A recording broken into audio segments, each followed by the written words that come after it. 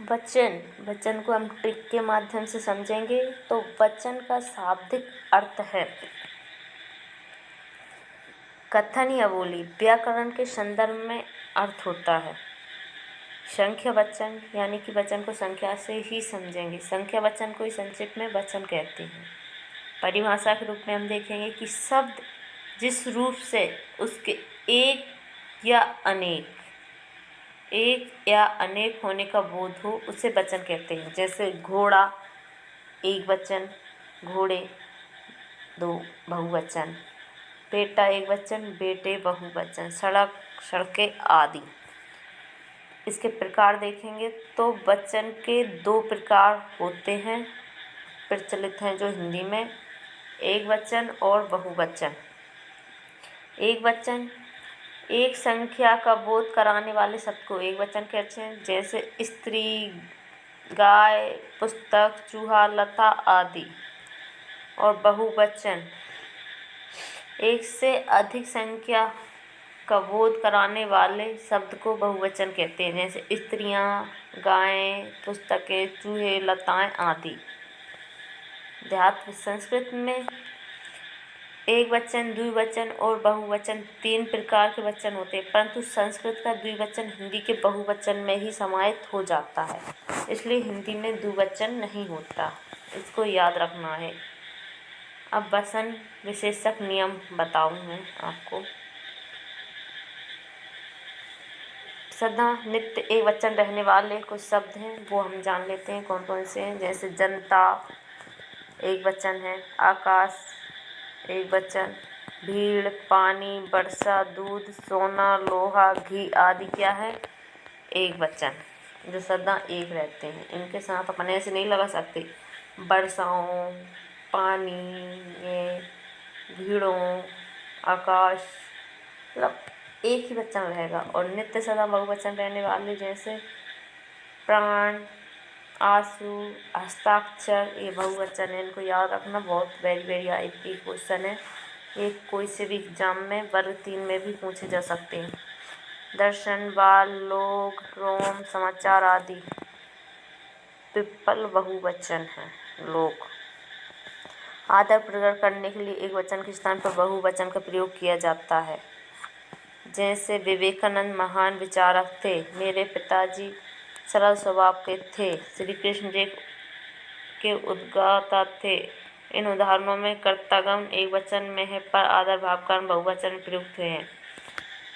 अपना बड़प्पन, अधिकार या अभिमान जताने के लिए मैं के स्थान पर हम का प्रयोग किया जाता है। जैसे हमारा नाम रामचंद्र है, हमसे गड़बड़ नहीं करना, अन्यथा तहस नहस कर दूंगा। ऐसे गण, जन, वृंद, वर्ग आदि शब्द समूहवाचक शब्दों के साथ जुड़कर बहुवचन के रूप में प्रयुक्त होते हैं, समूह के साथ जुड़कर। जैसे मित्रगण, प्रजागण, मजदूर वर्ग, छात्र वृंद आदि।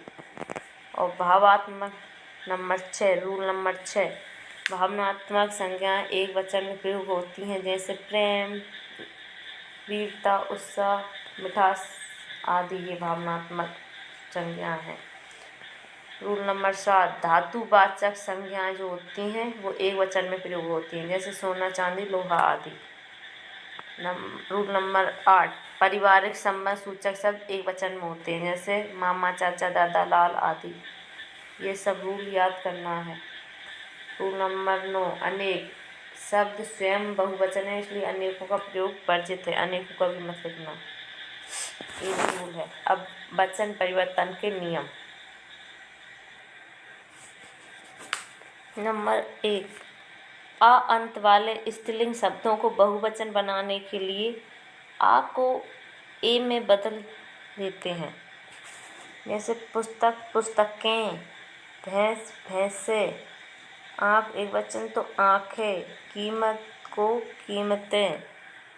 तो आप इसको याद रखना, याद कि ये स्त्रीलिंग है तो आ को ए में बदल देते हैं अगर बहुवचन बनाना हो तो, और बड़े आ को भी ए में बदल देते हैं। ये देखो, तोता, तोते, घोड़ा, घोड़े, ऐसे।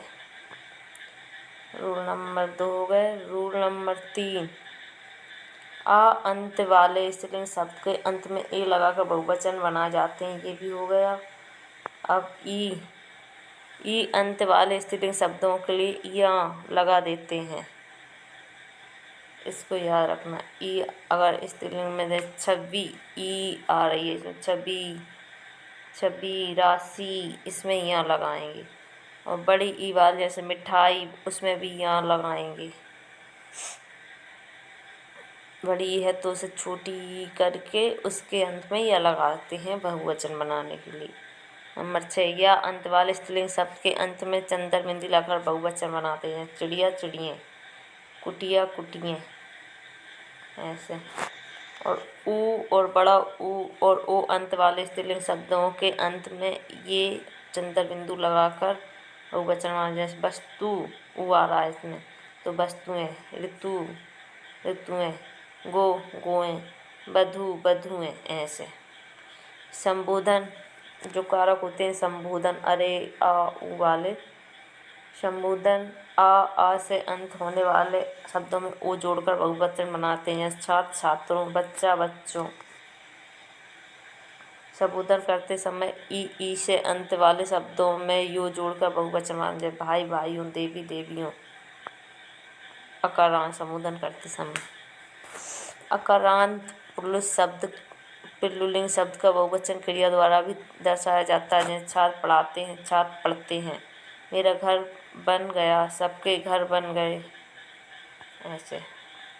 अकारांत पुल्लिंग शब्द का बहुवचन विशेषण द्वारा प्रकट किया जाता है। जैसे नया घर, नए घर। ऊंचा मकान, ऊंचे मकान। बड़ा आदमी, बड़े आदमी। रूल नंबर 12, शब्द युग्मों का बहुवचन बनाने के लिए अंत शब्द में ही परिवर्तन किया जाता है। जैसे किसानों के घर गाय भैंस पलती हैं, तो इसमें देखिए पहला वाक्य पहले वाक्य जैसा ही रह जाता है और भैंस से बन जाएगी सेकंड वाक्य में विशेषण को बताने के लिए। बहुवचन बनाते समय दूसरी भाषा और शब्दों का प्रयोग हिंदी व्याकरण के लिए अनुसार करना चाहिए। अंग्रेजी के फुट का बहुवचन फीट होता है, पर हिंदी में फुट का बहुवचन फुट ही होता है। ये 10 फुट लंबी दीवार है, 10 फीट नहीं। इसी तरह स्कूल का बहुवचन स्कूल ही होगा, स्कूल से नहीं। याद रखना ये बात। फारसी में मकान और कागज़ का बहुवचन मकानात और कागजात होता है, पर हिंदी में मकान और कागज़ ही होता है, ये भी याद रखना।